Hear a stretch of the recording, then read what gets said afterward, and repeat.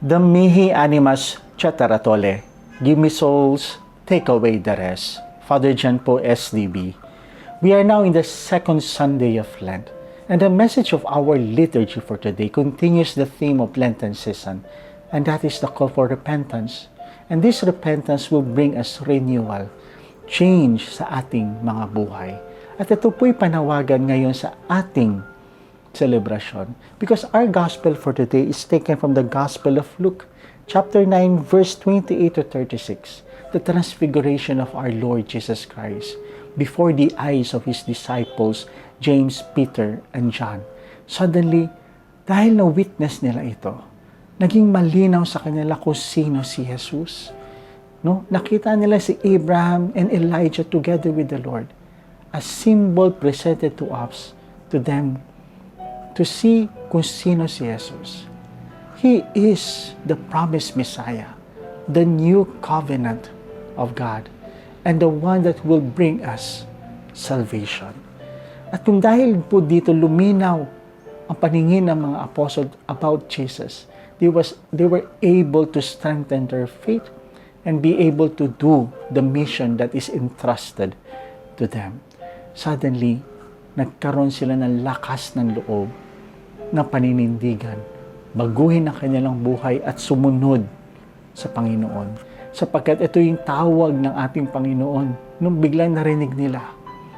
This is my beloved Son. Listen to Him. Diyos na ang nagsabi that si Jesus ay ang kanyang anak at inuutosan niya tayong sumunod sa kanyang mga ituturo. If we want salvation, if we want renewal, kung gusto mong baguhin ka ng Panginoon, all you have to do is listen to Jesus because He will guide you what to do. Ito po'y pinapakita sa ating unang pagbasa at sa ating pangalawang pagbasa. Sa unang pagbasa, if you just trust the Lord and submit everything to Him, ang grasyang matatanggap natin ay siksik, liglig, umaapaw. He will renew us. He will allow us to witness His grace, His power to change us if we allow Him. Kung kaya ngayon po sinasabi sa pangalawang pagbasa, slowly, if we put our trust in God, slowly He will change us according to His design. All we have to do is to trust Him.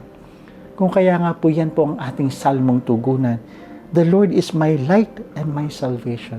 The Lord is my light. He is my guide. Siya ang gagabay sa akin upang makita ang liwanag at matanggap ang aking kaligtasan.